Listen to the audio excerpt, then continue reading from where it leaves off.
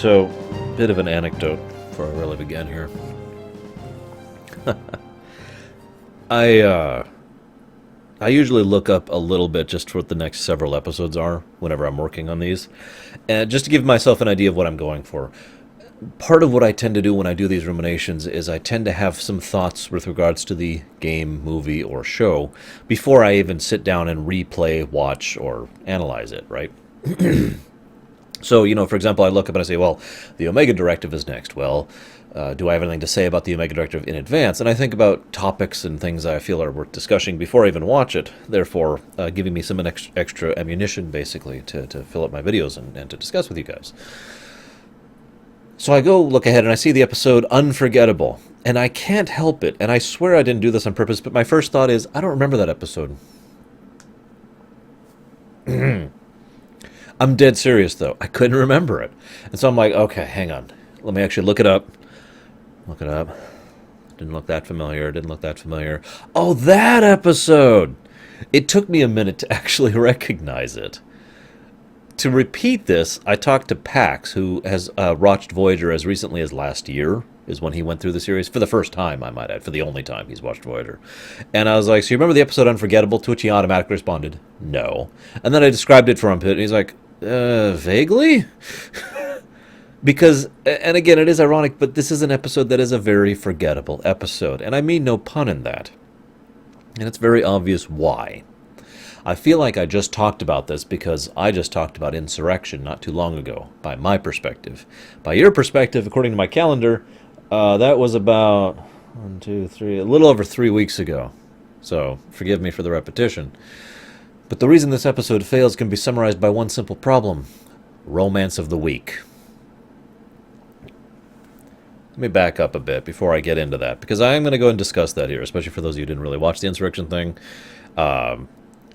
Something caught my attention when I was doing research about this episode. Robert Beltran, the gentleman who plays Chakotay, went out of his way to say this was his favorite episode in all of Voyager. That's stuck in my brain. I've seen Beltran do some good stuff. Every now and again, they actually give him decent lines, decent material, and I've pointed it out. Pointed it out as we've been going through the series, where he's been doing some good stuff.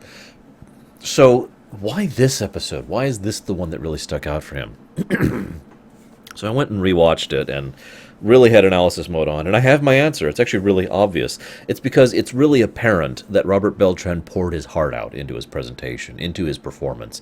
He actually did a surprisingly good job of what my sister refers to as puppy love. In other words, new love.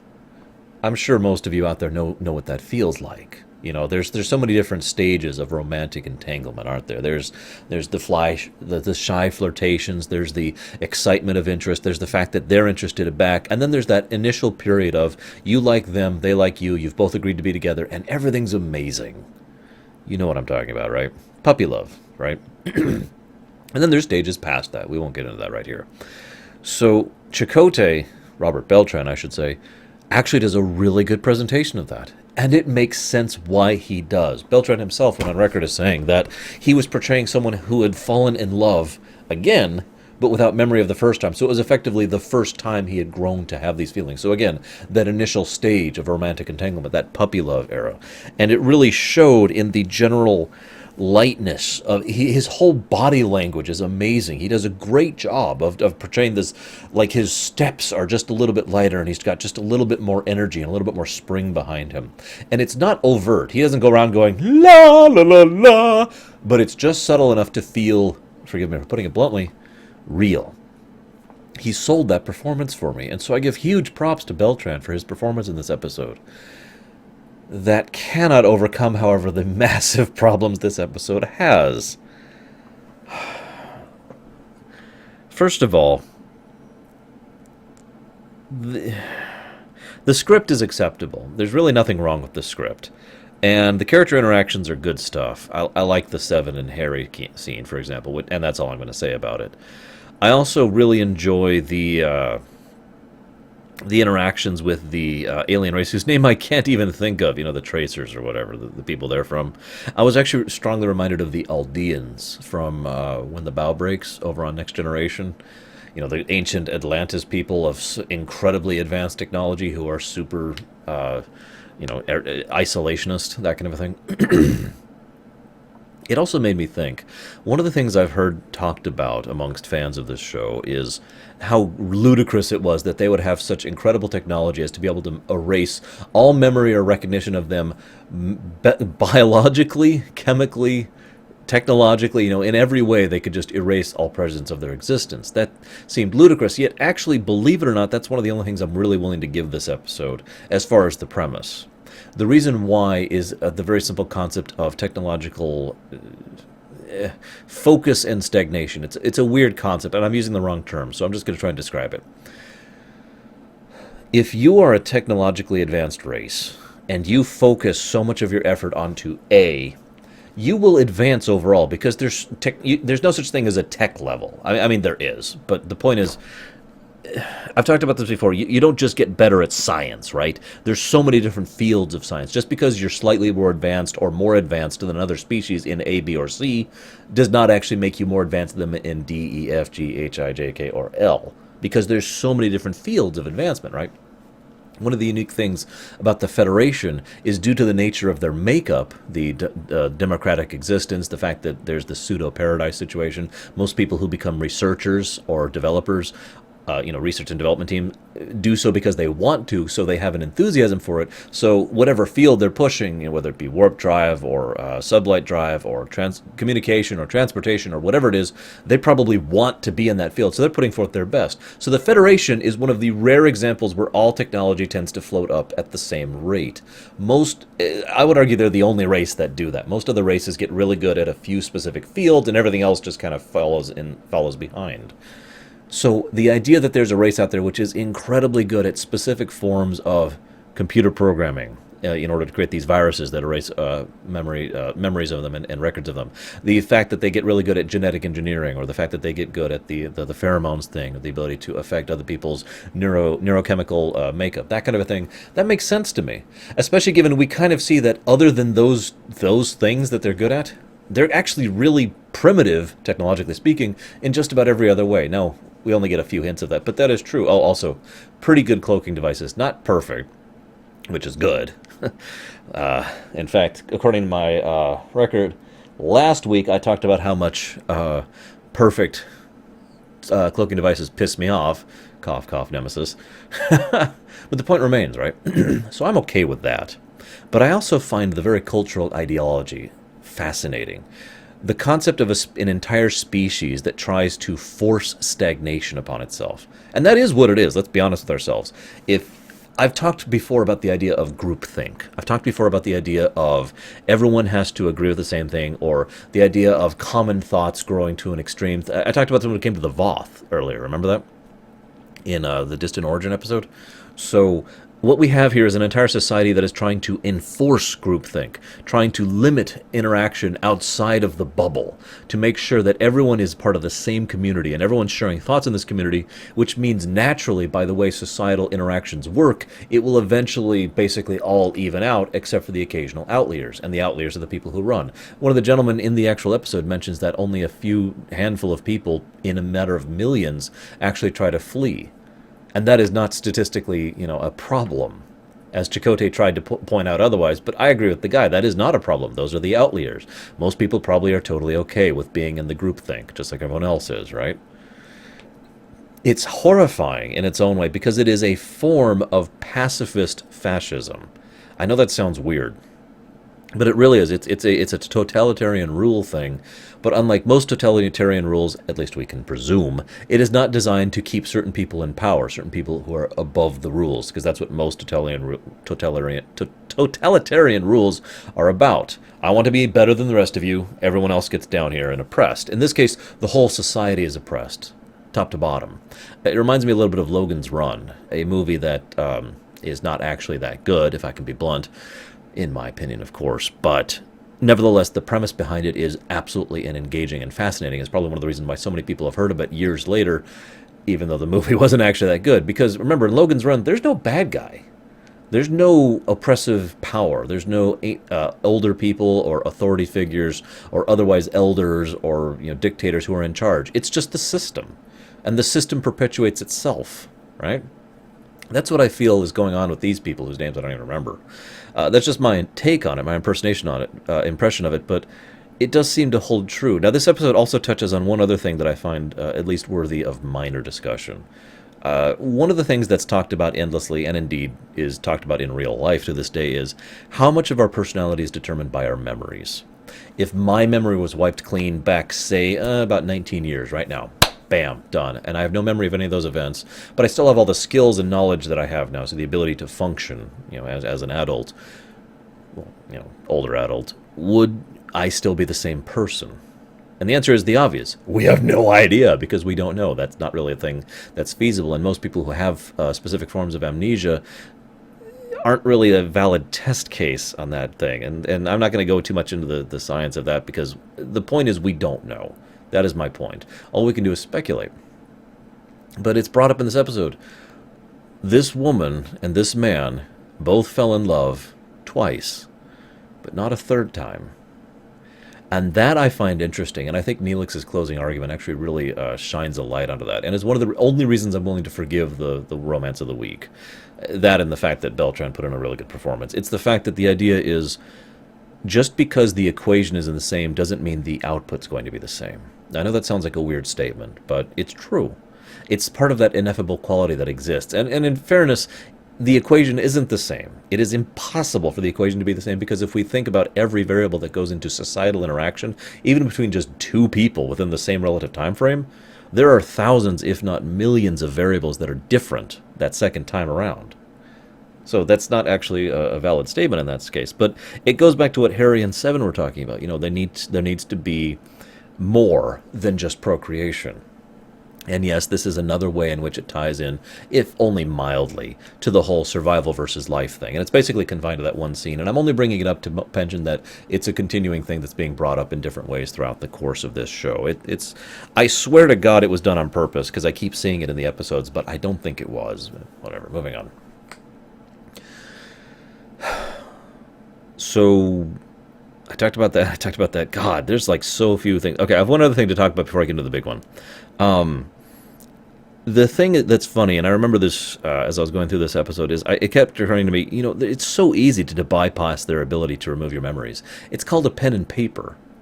In actual fact, in my own D&D campaign, the Primus campaign that I was most recently running through, one of the characters actually went out of his way to write a journal on paper, so that when his memories would be altered, he would have a differing occurrence of that. Now, I mention that because there is a magical form of basically data pads, data storage, that kind of a thing, which uses magic instead of technology, which can be altered, just like data pads can. But pen and paper, that's a little harder to alter or to change. Now, of course, you can always just dispose of it. It's easier to get rid of. But the point being, it would be really easy, relatively speaking, to just carry around a slip of paper and a pen and be like, right. And if my memories go away, then yeah. And I like the fact that at the end, Chakotay, of all people, is the one who thinks enough outside the box, the Starfleet box, if I could call it such a thing bluntly, to be able to actually say, and actually write all these experiences down so he can remember them, even if he can't remember them, if you follow me. And maybe it would be best that way.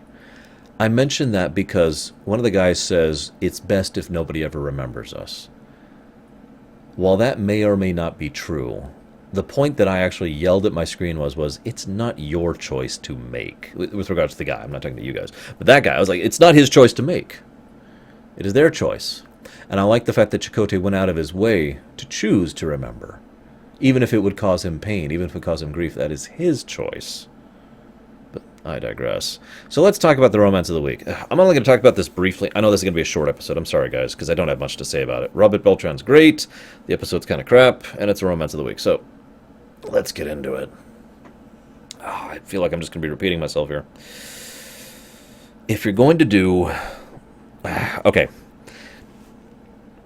There are good ways to do Romance of the Week episodes. In actual fact, Voyager is a series that will do a good Romance of the Week episode in the future. I forget what the name of the episode is, but I'll mention it when we get there. But Romance of the Week is a thing that's been true in television in general. Even ignoring science fiction and Star Trek, it's just been a TV thing for a really long time.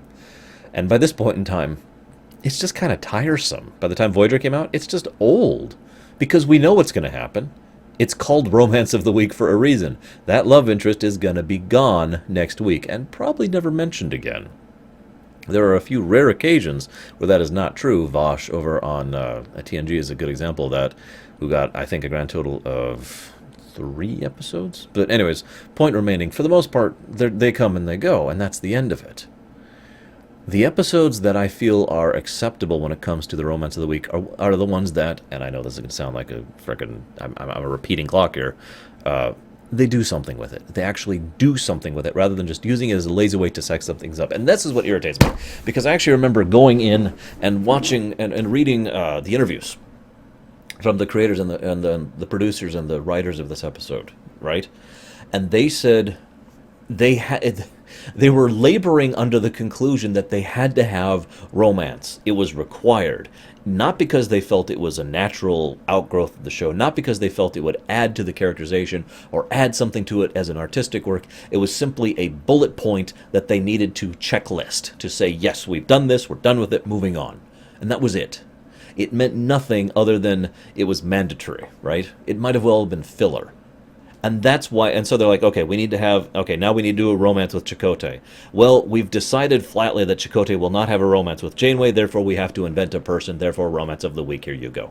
And that's what irritates me. When the Romance of the Week is used as a lazy plot device to try and artificially engender drama by including romance to sex things up or to romanticize things up, depending on which perspective or which market you're aiming for, and not actually do anything with it to add to the work.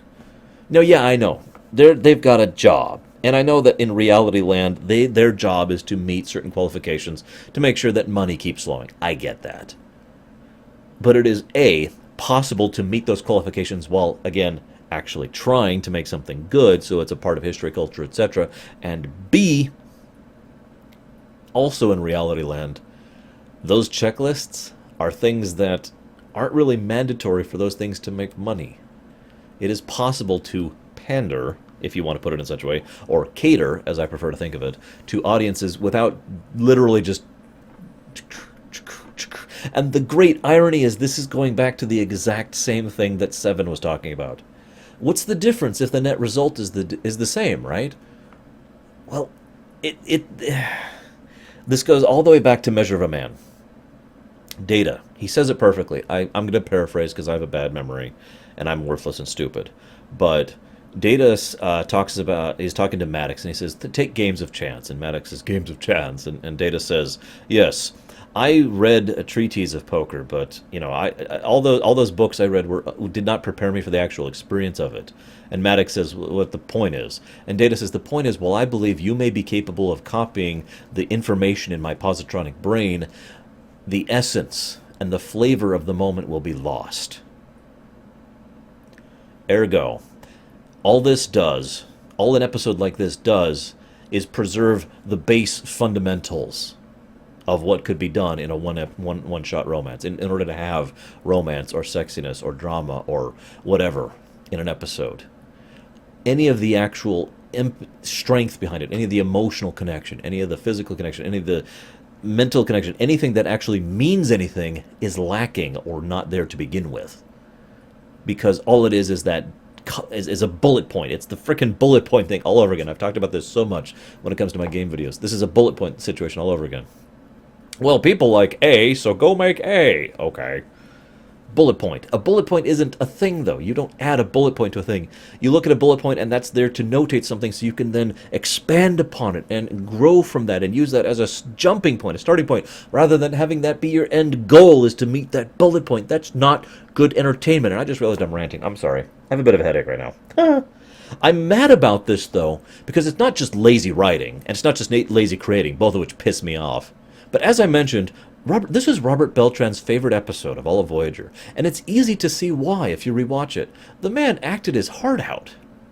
He's not a great actor, he's not Patrick Stewart or anything like that, but the man did a really good job with the tools that were available to him.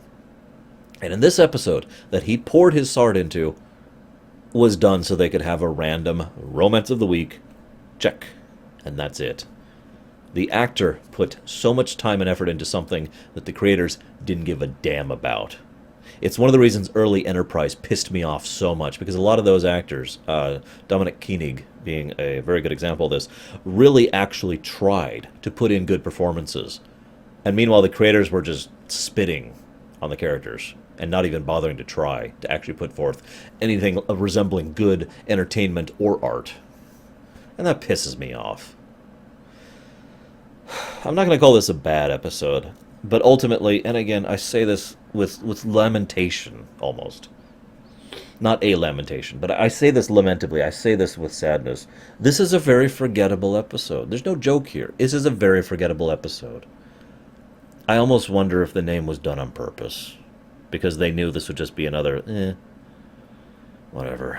Next week we look at one of my favorite episodes by memory. We'll see if that stands up to the test of time. So, see you next time, guys. Strange to see you using those ancient writing implements. Oh, it's the only way I could get a permanent record of what's happened in the last few days. I want to get it down before I forget it all. I'm sorry things didn't work out for you. I've been trying to make sense of it. I fell in love with her twice. I thought she could do the same. We were the same two people on the same ship. Why didn't it happen again? I keep going over and over our last conversation, trying to think if there was something I could have said, could have done. But nothing comes to mind. Commander, I don't think you can analyze love. It's the greatest mystery of all. No one knows why it happens or doesn't. Love is a chance combination of elements. Any one thing might be enough to keep it from igniting. A mood, a glance, a remark. And if we could define love, predict it, it would probably lose its power.